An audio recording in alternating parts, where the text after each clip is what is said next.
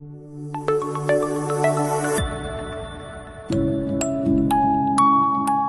a famous Gemara in Masechtas Nida Daf Lamed Amud Beis. The Gemara tells us that before a child is born, in the mother's stomach, a Malach Elikim comes and teaches the child Kol HaTorah Kula. Everybody knows that Gemara. Every little child in Cheder knows that Gemara. What people don't know is the second part of the Gemara. The Gemara also says that there's a light, a candle that burns on the forehead of that child. And with that light, he could see Misoif ha'olam ad soifai, from one end of the world to the next. A fascinating Gemara. What happens when the child is finally born?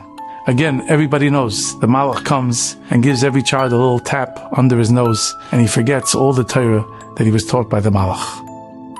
But what the Gemara doesn't tell us is, what happens with that candle? What happens with that candle when the baby's ready to come out of the mother's stomach? And the Divrei Yoel, the Satmarov, says something awesome. He said it's one and the same. The Gemara didn't have to tell us what happens to the candle. You know what enabled that candle to shine? You know what empowered that child to be able to see from one end of the world to another? The Torah that he learned. It was because of the Torah that a person is able to see so far. You know why Reb Chaim Kanievsky was able to see everything? People walked into him and heard things from him that they wondered from where and from what? The answer was the Ora Torah. The Gemara doesn't have to tell us what happened to the candles like the Satmarov. The moment the Torah is gone, then a person doesn't have that ability to see Misoif ha'olam ad soifai. And perhaps with this we could explain what we say each and every day by davening. V'ha'orei eineinu b'seirosecha. Rebbeinu Shem, enlighten our eyes with your Torah. Interesting word. Why does it say V'ha'orei eineinu b'seirosecha? It should say V'ha'orei roshenu, V'ha'orei libeinu. Our eyes? Well, according to this, it's mamish beautiful. The Torah is what gives our eyes the koyach to see Misoif ha'olam ad soifai. And we ask HaKadosh Baruch Hu, V'ha'orei eineinu b'seirosecha. But it's important to add one little nakuda.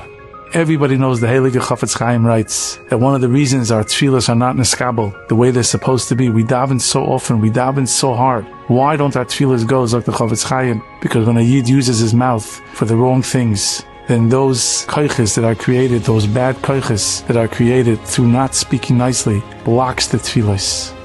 If we want that our eyes should shine from the Torah, to be able to see, to be able to understand, we have to recognize that just like our mouths we have to watch our eyes as well. When a person will properly use his eyes, guard them, ensure that what he looks at, or perhaps even more so what he doesn't look at, will be the proper things, then will be zeicher to V'ha'orei eineinu b'seirosecha.